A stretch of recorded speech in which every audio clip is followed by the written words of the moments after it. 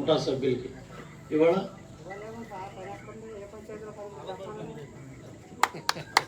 ఈ పంచాయతీలో పనుందో చెప్పమనండి.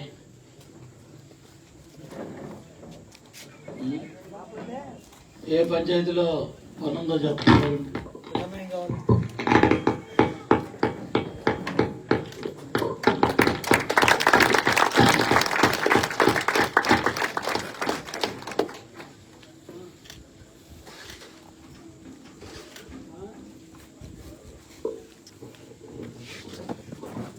కాబట్టి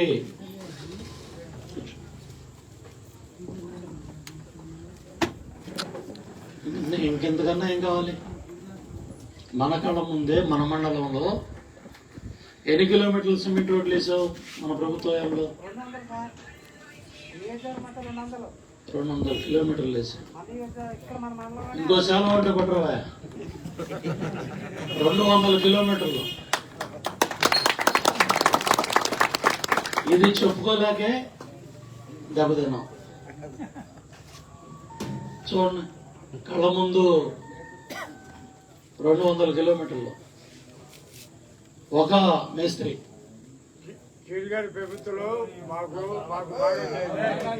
170 కోట్లు తెచ్చిచ్చారు రోడ్లన్నీ వేయమని. ఈ దద్దమ్మ చేతగాని ఎమ్మెల్యే పిటిషన్లు పెట్టి ఆపేయటం అడ్డం పడ్డాడు. మళ్ళీ గెలిచిన తర్వాత క్యాన్సిల్ చేయించాడు. ఘనకార్యం ఏంటంటే ఆ డబ్బులు క్యాన్సిల్ చేయించాడు. 186 కోట్లు ఇంటింటికి కులాయికి డబ్బులు తెచ్చాను. ఆ డబ్బులు క్యాన్సిల్ చేయించేసాను. ఆడకూతుళ్ళు ఇప్పుడు బిందె పట్టుకొని సెంటర్లో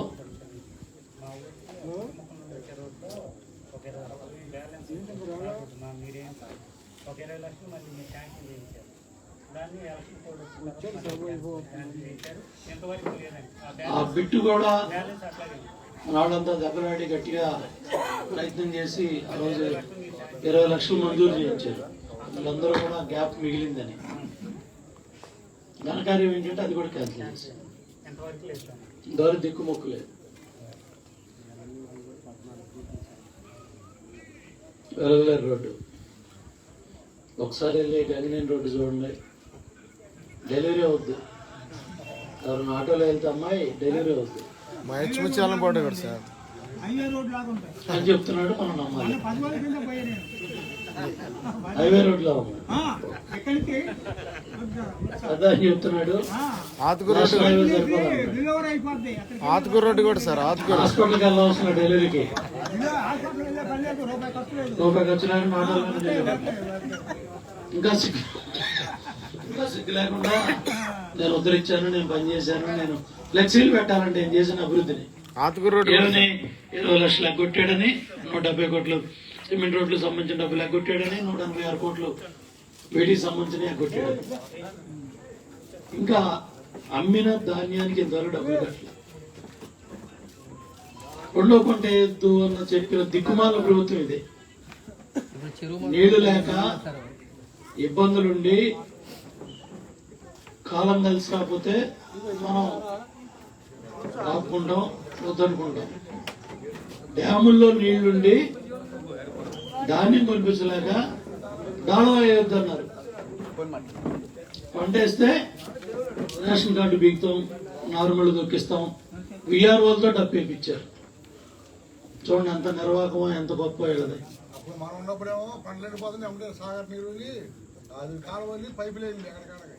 అసలు ఈ కష్టం పోవాలనే 5,000 కోట్ల గోదావరి తల్లి నీళ్లు మన ప్రాంతానికి, మన కాలం నాగార్జున సాగర్ నీళ్లు రావట్లేదని ఎన్నో ఇబ్బందులు పడాల్సి వస్తుందని నేను 10 ఏళ్లు చూసిన తర్వాత చింతలపూడి ఎత్తిపోతల పథకానికి 5,000 కోట్లు తెచ్చి 3,000 కోట్లు ఖర్చు పెట్టించాను. చాలా మంది ఇక్కడ వెళ్ళి ఆ బ్రిడ్జిలు, ఎక్కడేట్లు అన్నీ చూసి వచ్చారు. కానీ దొంగలు వచ్చి ఈ కాళ్ళు కదరా, చేతులు కదరా, కాళ్ళు రా, ఈ ఒకసారి పట్టుకుంటారు. ఒక ఛాన్స్ రా, ఆయనకో ఛాన్స్ అంట, ఈయనకో ఛాన్స్ అంట. ఒక ఛాన్స్ అయిపోయింది. మళ్ళీ మరొకసారి అడిగే పని కూడా లేదు. అయిపోయింది, రాష్ట్రం తగలు పెట్టేశారు. అడుగు తినడానికి కూడా ఉండే పరిస్థితి. అసెంబ్లీ రద్దు చేసుకోవాలా, లేదా రాజీనామా చేయాలా, ఇట్లా రకరకాల ఆలోచనలు చేసుకుంటా ఉన్నారు. పరిపాలన చేయటం చేతగాక చతికిలు పడ్డారు. ఇంత దిక్కుమాలిన తిట్లు, ఇంత చెడ్డ పేరు ఏ ప్రభుత్వం కూడా తెచ్చుకోలేదు. 3 ఏళ్ళు తిరగకుండా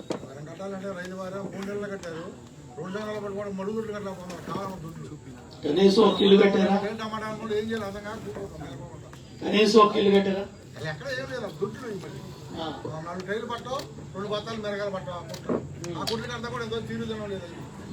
రైతులు కొంతమంది వ్యవసాయం కూడా మానేశారు. శ్మశానంలో యాప్ చెట్లు 5 లక్షలు పెట్టమని చూద్దాం. ఇప్పుడు మీరు ఫ్లెక్సీలు పెట్టాల్సింది కృష్ణప్రసాద్ ఈ ఊళ్ళో నిలవ నీడుంటే శ్మశానంలో చెట్లు కూడా అమ్మేస్తున్నారు. వచ్చిన 20 లక్షల రోడ్డు డబ్బులు పోగొట్టారు. ఒక ఇల్లు అట్లా, ఒక బాత్రూమ్ అట్లా, ఒక కట్టిన ఇంటికి బిల్లు ఇవ్వాలా, డాక్రా గ్రూప్ డబ్బులు కూడా తీసేస్తున్నారు. నువ్వు బటన్ నొక్కడానికి రాష్ట్రానికి ముఖ్యమంత్రి కావాలా? బటన్ నొక్కడానికి ఫైనాన్స్ డిపార్ట్మెంట్ లో గుమ్మస్తా చాలు. ముఖ్యమంత్రి బటన్ నొక్కడానికి ఎందుకు ఉంది? సంపద సృష్టించాలి. ధాన్యం రైతు దగ్గరికి వచ్చి ధైర్యం చెప్పాలి.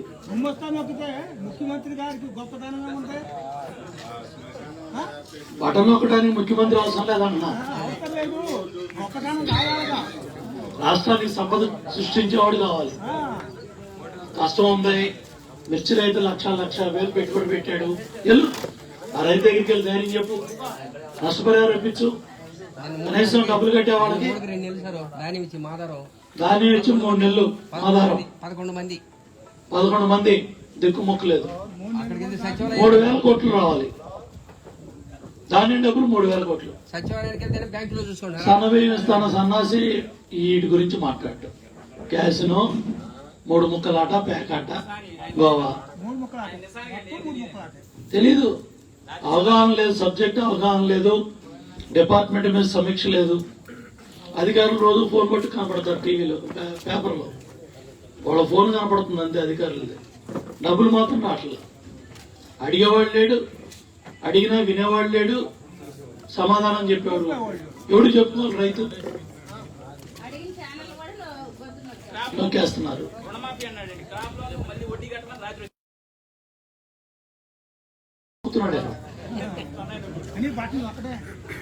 ఢిల్లీలో వాళ్ళు వేసారు, అకౌంట్ లో పడ్డాయి. ఆ డబ్బులు వేసినట్టుగా నొక్కుతున్నాడు పడ్డ 2 రోజులకి. దీన్ని బట్టి అర్థమైంది ఎంత తొండాట. చూడండి ఒకసారి మీ ఊళ్ళో ఏ నవరత్నాలు అంటున్నాడు. ఈ నవరత్నాల్లో పెన్షన్ డబ్బులు కాకుండా మీరు మొత్తం లెక్క ఊరంతా, దాన్ని బట్టి మీకు అర్థమవుతుంది ఈయన సోకు ఏంటో, ఈయన ప్రభుత్వం ఏంటో, ఈయన ఉద్ధరించింది ఏంటో. చందన్న మేము ఎందుకు ఆపాం? 5 లక్షలు ఇచ్చేవాళ్ళం కదా, దాన్ని ఎందుకు ఆపాం? ముఖ్యమంత్రి సహాయ నిధి కులం, మతం, పార్టీతో సంబంధం లేకుండా మానవత్వంతో ఇచ్చేవాళ్ళం. అయిపోయింది. జీకొండూరు సెంటర్లో అన్నా క్యాంటీన్లో శుభ్రంగా పని ఉంటే తిని ఇంటికి వచ్చేవాళ్ళం, పని చేసుకొని 5 రూపాయలకి. నీ చేతనైతే ఇంకొక స్వీట్ పెట్టు, ఇంకో కూరై. అన్నా క్యాంటీన్ నిన్నేం చేసింది? 2 లక్షల కోట్లు ఖర్చు పెట్టావు. ఈ దేనికి ఖర్చు పెట్టావో లెక్క జమ్మలేదు. అందుకనే మన ఎమ్మెల్యేలు శాసనసభకు వెళ్తున్నారు. అట్లా ఇక్కడ పొల్యూషన్ ఉంది. పినపాక, కౌలూరు, కట్టుబడిపాలెం, జీకొండూరు ప్రాంతాల్లో పొల్యూషన్ ఇబ్బంది పడతా ఉంది. ఓ తిట్టుకుండా తిట్టావు ఆ రోజు. మరి వాళ్ళు 34 నెలలు అయింది. నీ వాళ్ళే తిడుతున్నారు. రేపు మన వాళ్ళు కూడా వెళ్ళి వాళ్ళు ఒకసారి కంప్లైంట్ ఇస్తారు. ఈ డ్రామాలు ఏంటి? ఎవరు చేయొద్దన్నారు మిమ్మల్ని? ఎవరు అడ్డం పడ్డారు? దాని మీద కూడా రేపు ప్రెస్ పెట్టి పొల్యూషన్ ఒకసారి ఫ్యాక్టరీ ఎవరు అది మొత్తం వాళ్ళందరినీ కలిసి రండి. తర్వాత ఇక్కడ ఖమ్మం రోడ్డు వస్తూ ఉంది, దానికి ఏం జరుగుతూ ఉంది, రైతులకి ఏం చేస్తున్నారు, అట్లాగే అక్కడ పక్కన సర్వీస్ రోడ్లు కూడా లేకపోతే రేపు గ్రామాల్లోకి రావాలంటే ఇబ్బంది అవుతుంది, రోడ్డు ఎక్కాలంటే కూడా ఇబ్బంది అవుతుంది. కలిసి రండి. ఈ 2 పనులు కూడా మీకు బాధ్యత పెడుతున్నాను. నేను కూడా పీడీతో మాట్లాడి గడ్కరీ గారి దృష్టికి, అట్లాగే ఎంపీ గారు కూడా గడ్కరీ గారి దృష్టికి ఆయన కూడా లెటర్ పెట్టి దాని మీద రైతులకి నష్టం జరగకుండా గ్రామస్తులకి ప్రజలకి ఉపయోగపడే విధంగా దాని మీద కూడా మనం దృష్టి పెడదాం. అట్లాగే చంద్రన్న బీమా చెప్పాను, పెళ్లి కానుక ఎందుకు ఆపాం? విదేశీ విద్య 10 లక్షలు ఇచ్చాం. 10 లక్షలు 3,000 కోట్లు దగ్గర కాపు కార్పొరేషన్ లో ఖర్చు పెట్టాం. ఇవాళ 100 కోట్లు ఇచ్చాడా? 100 కోట్లు ఖర్చు పెట్టాడా? 34 నెలలు అయింది. 5% రిజర్వేషన్లు ఇచ్చి ఉద్యోగాలు ఇచ్చి ప్లస్ సీట్లు కూడా వచ్చినాయి మెడికల్లో, ఇంజనీరింగ్ లో. ఏది రైలు దగ్గర పెట్టిన ఎవరన్నా ఏమన్నా మాట్లాడుతున్నారా? పళ్ళేలు ఎవరన్నా మోగిస్తున్నారా? జనవరి 250 రూపాయలు. ఎందుకు పళ్ళేలు మోగి? 34 నెలలుగా అతను అంత అడ్డగోలుగా చేస్తుంటే పళ్ళేలు మోగించారా? ఎవరన్నా ముఖ్యమంత్రిని అడుగుతున్నారా? ఆ రోజు ఎన్ని తిట్టారు చంద్రబాబు నాయుడు గారు?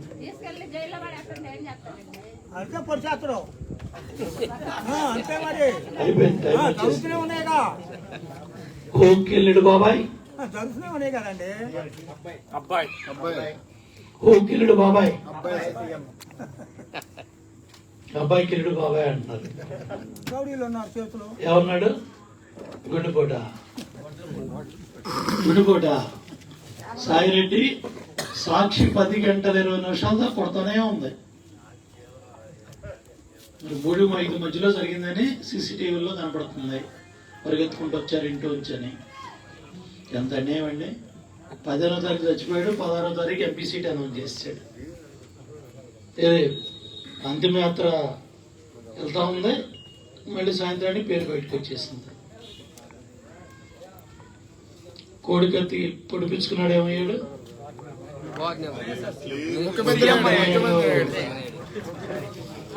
పొడిపించుకున్నాడు, ముఖ్యమంత్రి అయ్యాడు. కోటేశ్వరుడు కోటేశ్వరుడు అయ్యాడు. కుట్లేసిన డాక్టర్ హైదరాబాద్ లో చైర్మన్, ఆంధ్రాలో 100 కోట్ల బోర్డు చైర్మన్ అయ్యాడు, మెడికల్ బోర్డు. ఎలా గెలిచారో అర్థమైందా? సానుభూతి కోసం, ఓట్ల కోసం. ఎంత దుర్మార్గం. సొంత బాబాయ్. మళ్ళీ విమానంలో రావచ్చు, హెలికాప్టర్లో రావచ్చు. బాబు రాలా, జగన్ బాబు రాలా. ఇట్టొచ్చాడు సాయంత్రం 5ంటికి కారులో వచ్చి చంద్రబాబు చంపేశాడు. లోకేష్ ఎమ్మెల్యేలు, ఎంపీలు, మంత్రులు చంపేశారు.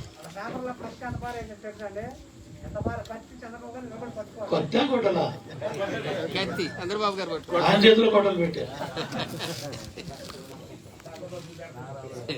రక్తాసులు వచ్చింది. అంటే ఎంత దుర్మార్గులు. ఓట్ల కోసం, ముఖ్యమంత్రి పీఠం కోసం రాజశేఖర రెడ్డి గారి తమ్ముడిని ఓదార్పు యాత్ర చేశాడు. మరి ఆ కుటుంబానికి ఓదార్పు చేయడే. సొంత చెల్లెలు వచ్చి అడిగింది, అన్నా నాన్నను చంపారంటే అవునా, నాన్న చచ్చిపోయాడు అవునా? అప్పటికప్పుడు తెలిసినట్టు.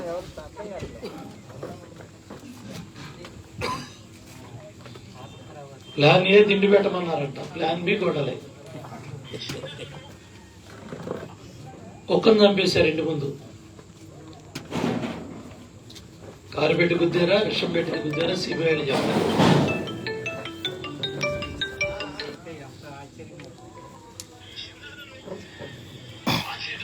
హలో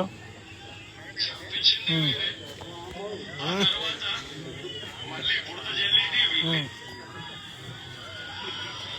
ఆశ్చర్యం ఎక్కడ అనిపిస్తుందో తెలుసా? ఎవరండి?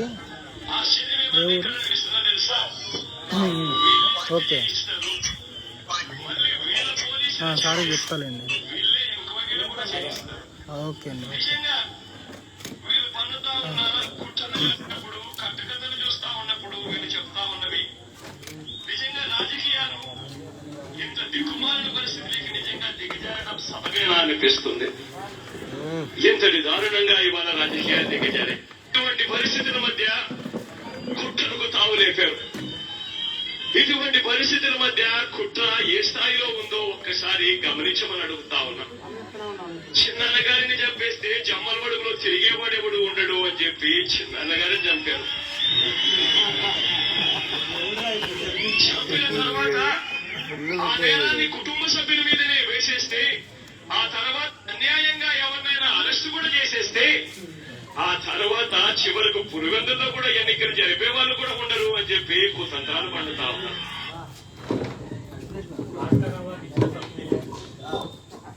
చూసారా ఎటువంటి మాటలు ఎంత హృదయ విదారకంగా మాట్లాడి చెప్పాడు చూడండి. ఇంత గుండెలు తీసిన బొంటలు కాపుతే వీళ్ళు సిబిఐ ఎంక్వైరీ కావాలి. ముఖ్యమంత్రి అవగానే సిబిఐ ఎంక్వైరీ వద్దు, వెనక్కి పిక్కున్నాడు.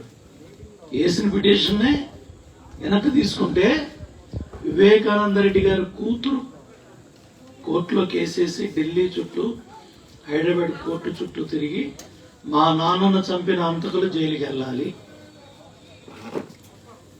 ఆ అమ్మాయి కూడా సెక్యూరిటీ పోలీసు వాళ్ళు ఇవ్వాల్సిన పరిస్థితి వచ్చింది. వాళ్ళని భార్యాభర్తల్ని బెదిరించారు. వాళ్ళ కుటుంబ సభ్యులే చంపారని వాళ్ళ అల్లుడు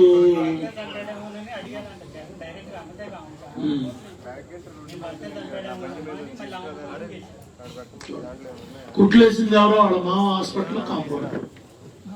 మామ కరోనాలో పోయాడు. మామ హాస్పిటల్ నుంచి కాంపౌండ్ వెళ్ళి కుట్లేశాడు. రాజారెడ్డి గారు వాళ్ళ తండ్రి గారి పేరు మీద ఉన్న ఏది రాజశేఖర రెడ్డి గారి తండ్రి హాస్పిటల్లో పేరు మీద ఉన్న హాస్పిటల్ నుంచి కాంపౌండర్ వెళ్ళారు. అసలు చనిపోయిన శవాన్ని కుట్లేశారంటే పార్థివ శరీరానికి మామూలునా? బాత్రూమ్ లో సింకుకు తగిలి తల పగిలి రక్తపాంతులు చచ్చిపోయారు. నమ్మ జాగ్రత్త ఉండండి మీరు కూడా. బాత్రూమ్ లో కమోడికి పడి ముందుకు పడి ఏం జయపాల్ దీర్ఘంగా ఆలోచిస్తున్నారు. జాగ్రత్త.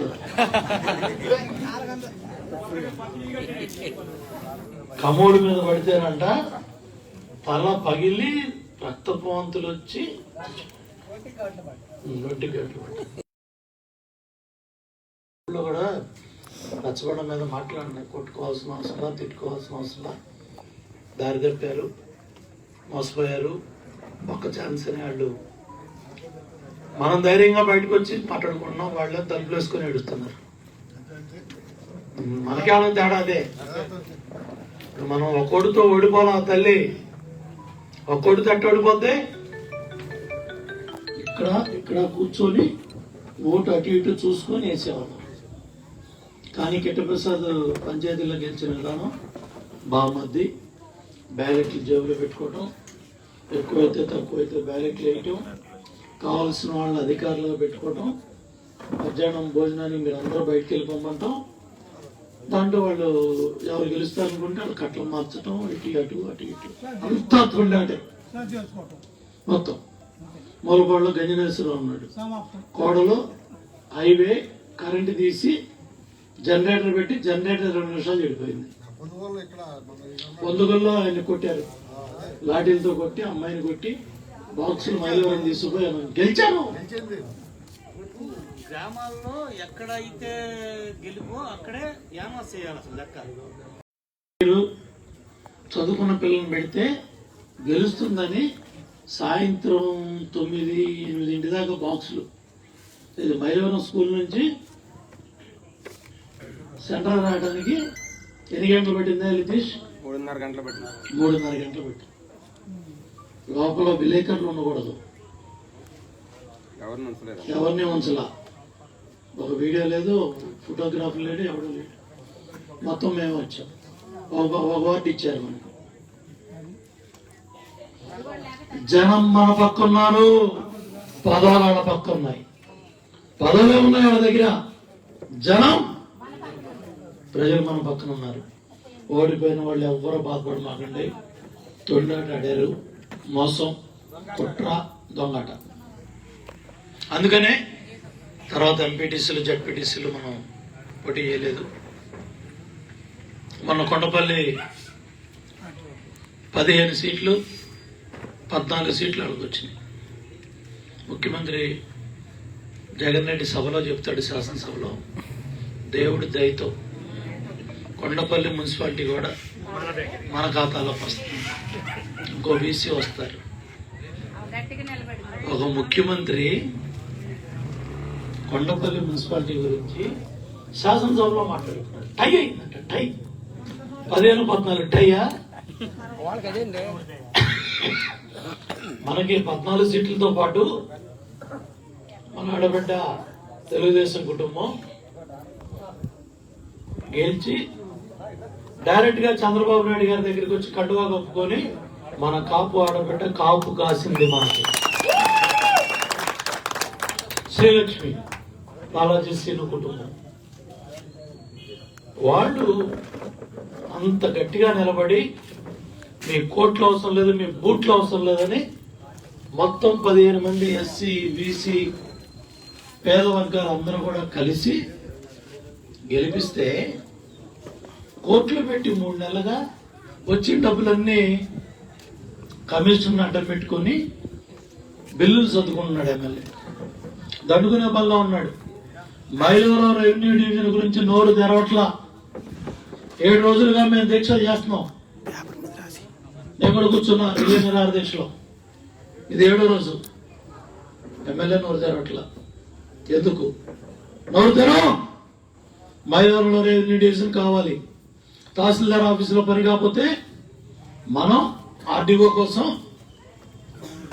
తిరువురు వెళ్ళాలి, డిఎస్పీ కోసం ఖమ్మం బోర్డర్కి వెళ్ళాలి, తిరువురు.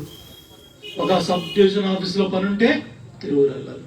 ఇక్కడ నుంచి తిరువురు వెళ్ళాలంటే ఎంత కష్టం. 5ంటికి కోర్టులో పని అవుద్ది. ఎప్పుడు వస్తావు ఇంటికి? మళ్ళీ రేపు పొద్దున పడద్ది. అప్పుడు పరిస్థితి ఏంటి? కాబట్టి అన్నీ కూడా ఆలోచన చేయండి. కాబట్టి కష్టాలు ఉన్నాయనే మరి మైలవరం జీకొండూరు మండలం హెడ్ క్వార్టర్, రెడ్డిగూడి హెడ్ క్వార్టర్ కూడా బంధుకు పిలిపించాం. బంధుకు అందరూ కూడా సహకరించాలి. ఛాంబర్ ఆఫ్ కామర్స్ వాళ్ళు రేపు వ్యాపారస్తులందరూ కూర్చొని మైలవరంలో ఎప్పుడో, రెడ్డిగూడి ఎప్పుడో, అట్లాగే జీకొండూరు డేట్లన్నీ కూడా పెద్దలంతా కూడా కూర్చొని వాళ్ళతో మాట్లాడి ఆ డేట్లు ప్రకటిస్తారు. అందరూ ప్రకటించిన తర్వాత రేపు మనం దాన్ని ముందుకు తీసుకెళ్లి ఆ బంధుల హెడ్ క్వార్టర్లో మనం కూడా ప్రభుత్వం మీద ఒత్తిడి తేవాలి. ఒకసారి ప్రకటన వచ్చిందంటే 75 ఏళ్ళు ఇబ్బంది పడాలి. రామారావు గారు మండలాలు పెట్టాడు. వాళ్ళు ఎంత అందుబాటులోకి వచ్చాయి? నరసింహారావు మండలాధ్యక్షుడు అయ్యాడు. 85లో ఆ మహానుభావుడు చేసిన పని ఇవాళ వరకు మనకి మండలం అంటే జీకొండూరు పరిగెడుతుంది. ఇప్పుడు తిరువురు పరిగెత్తాలంటే ఏమన్నా బుద్ధి జ్ఞానం ఉందా వీళ్ళకి? ఏమన్నా ఆలోచన చేస్తున్నారా? ఏమన్నా బాధ్యత ఉందా? కుప్పం చంద్రబాబు నాయుడు గారు 14 ఏళ్ళు ముఖ్యమంత్రిగా పనిచేశాడు, ఎమ్మెల్యేగా పనిచేశాడు. ఆయన 7 సార్లు గెలిచాడు. ఆయన ఆర్డీఓ కార్యాలయం కుప్పంలో పెట్టకుండా తీసుకెళ్లి పక్కన పడేశారు. ఆయన చేసుకోలేడా? ముఖ్యమంత్రిగా చేసుకోలేడా? నేనున్నప్పుడు మంత్రిగా మైలవరంలో పెట్టుకోలేనా? అట్లా కాదుగా. అన్నీ ఆలోచన చేసి డీలిమిటేషన్ జరిగితే ఇంకా 2 నియోజకవర్గాలు పెరుగుతాయి ఒక్కో పార్లమెంట్లో. నూజివీడిని తీసుకెళ్లి వెస్ట్ గోదావరి జిల్లాలో కలిపేశాడు. కైట్లూరుని తీసుకెళ్లి వెస్ట్ గోదావరి జిల్లాలో కలిపేశాడు. మత్స్య సంపద అంతా కైట్లూరులో ఉంది, చేపలు, రొయ్యలు, మొత్తం మామిడికాయలు కానీ అంతా కూడా ఇక్కడ ఉంది. పీజీ కోర్సులు కూడా నూజివీడులో ఉన్నాయి. ఇప్పుడు దాని జిల్లా మార్చేస్తున్నాడు. అదే డీలిమిటేషన్ అయిన తర్వాత, ఈ శాసనసభ సీట్లు పెరిగిన తర్వాత మన జిల్లాలోనే మనకి ఇబ్బంది లేకుండా మనం చేసుకోవచ్చు. ఇప్పుడు ఉపాధ్యాయులు, టీచర్లు ఎంప్లాయీస్ ఉద్యోగస్తులు ఆ పిఆర్సీ గొడవ మీద ఉద్యమం చేస్తుంటే దాని దృష్టి పరచడానికి దీన్ని తీసుకొచ్చి పెట్టాడు. ఇంతవరకు క్యాబినెట్ మీటింగ్ కూడా పెట్టాల. 3వ తారీఖు క్యాబినెట్ అన్నాడు, క్యాన్సిల్ అన్నాడు. పురుగు పుట్టింది. అసెంబ్లీ రద్దు చేయాలా, రాజీనామా చేయాలా? నాకు అన్యాయం జరిగిపోయింది. నేను 3 రాజధానులు పెడదాం ఉన్నాను, విశాఖపట్నంలో, కర్నూలులో. మనందరం అడ్డపడ్డాం. అసలు కనీసం జ్ఞానం కూడా రాసివు అంత చక్కటి తీర్పు ఇచ్చింది. సిఆర్డీఏ యాక్ట్ ద్వారా రైతులు నమ్మి ప్రభుత్వం భూమి ఇచ్చారు. భూమి ఇచ్చిన వాళ్ళకి అన్యాయం చేయొద్దని కోర్టు చెప్పి ఇక్కడ రాజధాని ఉండాలి, పార్లమెంట్ చెప్పింది, పార్లమెంట్ యాక్ట్ అయింది.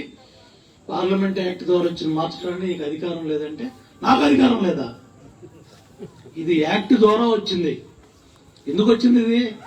రాష్ట్ర విభజన చట్టం ద్వారా 2 రాష్ట్రాలు ఏర్పడ్డాయి. కొత్త రాజధాని పెట్టాలి. పార్లమెంట్ కమిటీ శివరామకృష్ణ కమిటీ వేశారు. ఆ కమిటీ 30,000 తీసుకో, నేను సపోర్ట్ చేస్తున్నా అన్నాడు. తీసుకున్నాం. 34,000 ఎకరాలు తీసుకున్నాం. మరి ఎందుకు ఇవాళ వెనక్కి బిక్కున్నావు? నేను ఇల్లు కట్టుకున్నా, దర్శన్ గారు, నేను ఇల్లు కట్టుకున్నా, నేను ఇక్కడే ఉంటాను, ఉద్ధరిస్తానని చెప్పావు కదా. కాబట్టి మరి ఇంకా ఉండాలి, కాసేపు ఉండాలని ఉంది. మీరందరూ కూడా వెంకయ్య గారు మాట్లాడతారు, అధ్యక్షుడు, మండల పార్టీ ప్రెసిడెంట్ గా. తర్వాత పెద్దలంతా కూడా మాట్లాడతారు. చివరికి రాంబాబు గారు మాట్లాడతారు.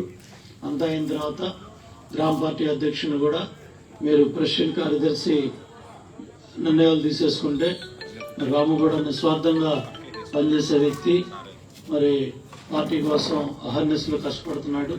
మరి ఇవాళ ఒక చక్కటి ప్లేస్ లో ఈ నిర్ణయం తీసుకొని ఇక్కడ కూర్చున్నాం మనందరం. మీరందరూ మాట్లాడుకుని ప్రెసిడెంట్, ప్రధాన కార్యదర్శి, వైస్ ప్రెసిడెంట్, మెంబర్లన్నీ కూడా గ్రామ పార్టీకి ఎంతమంది కావాలో అందరూ కూర్చొని నిర్ణయం తీసుకోండి. ఎందుకంటే మీరు కలిసి రేపు రాబోయే రోజుల్లో మనం అన్ని కార్యక్రమాలు ముందు తీసుకెళ్ళాలి. గ్రామంలో దారి తప్పిన వాళ్ళందరూ కూడా మళ్ళీ దారిలో తెచ్చుకోవాలి. వాళ్ళు కూడా తలబట్టి కూర్చున్నారు ఎవరు పిలుస్తారా అని. వ్యక్తిగతంగా వాళ్ళు అక్కడికి ఏమీ రాసిలేవు ఈ పార్టీ ఆ పార్టీ అని.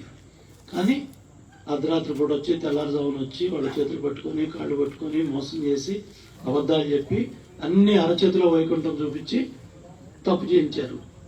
కాబట్టి మన పార్టీ సిద్ధాంతాలు మనకు నమ్మి మనతో పాటు నడిచేవాళ్ళు ఎవరు ఉన్నారు, అందరినీ కలుపుకొని మీరందరూ కలిసి ఏకగ్రీవంగా గ్రామ పార్టీని ఎన్నుకోవాలని కోరుకుంటూ ఒక చక్కటి కార్యక్రమంలో భాగస్వాములు అయ్యాను.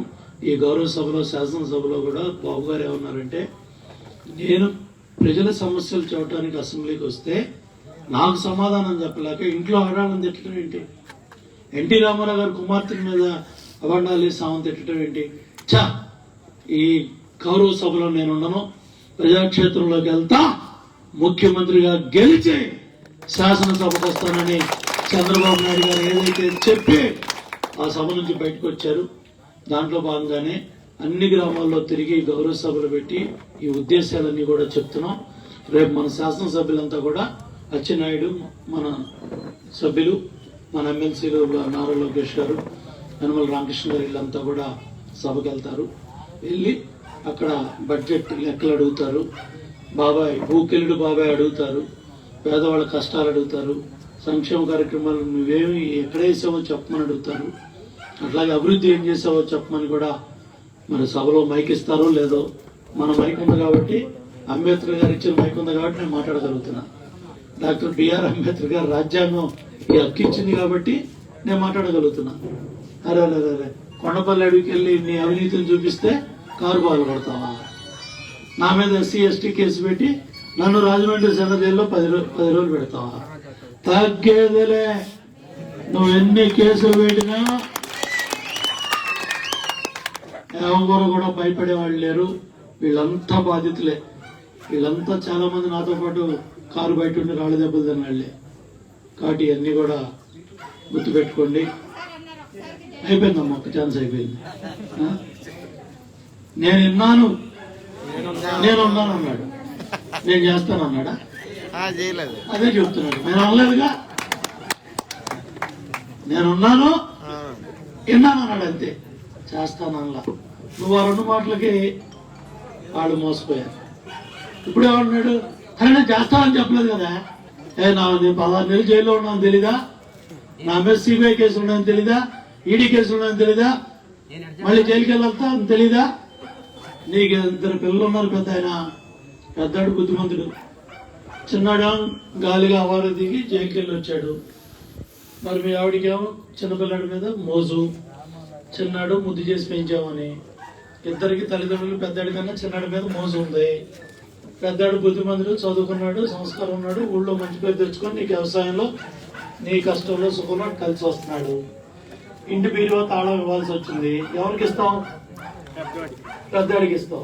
మీ ఆవిడ నాకు చెప్పి కాదు, వీడికి ఇస్తే ఇల్లు రుణం అయిపోద్ది, ఇల్లు తాకట్టు పెడతాడు, మనం రోడ్డు మీద ఉండాలి కాబట్టి పెద్దాడికి ఇద్దామని నాకు చెప్పుకొని భార్యాభర్తలో చిన్నాడిని జోగొట్టి పక్కన పెట్టి పెద్దాడికి తాళం ఇస్తారు. మరి రాష్ట్ర ఖజానా 7 లక్షల కోట్లు, నువ్వు ఎవరికి ఇచ్చారు తాళం? నీ ఇంట్లో బీరువానేమో బుద్ధిమంతుడని కొడుకించుకున్నావు, రాష్ట్ర ఖజానా 7 లక్షల కోట్లేమో దొంగని తెలుసు. అందుకని ఇప్పుడు తలబట్టు కూర్చున్నారు. ఇక అట్ట ఎవడు మొన్నగా ఆయన చెప్పుట్టు కొట్టుకుంటున్నాడు. మా సుబ్బానాయుడు మాజీ మంత్రి మన దగ్గర కాపు కార్పొరేషన్ చైర్మన్ చేశాడు. కాపు కార్పొరేషన్ చైర్మన్ ఇచ్చాం, 3,000 కోట్లు ఖర్చు పెట్టాడు. చెప్పుతో కొట్టుకుంటున్నాడు. మన ఈ ఎమ్మెల్యేని గెలిపించినందుకు చెప్పుతో కొట్టుకున్నాను, పబ్లిక్ చెప్పుతో కొట్టుకున్నాడు.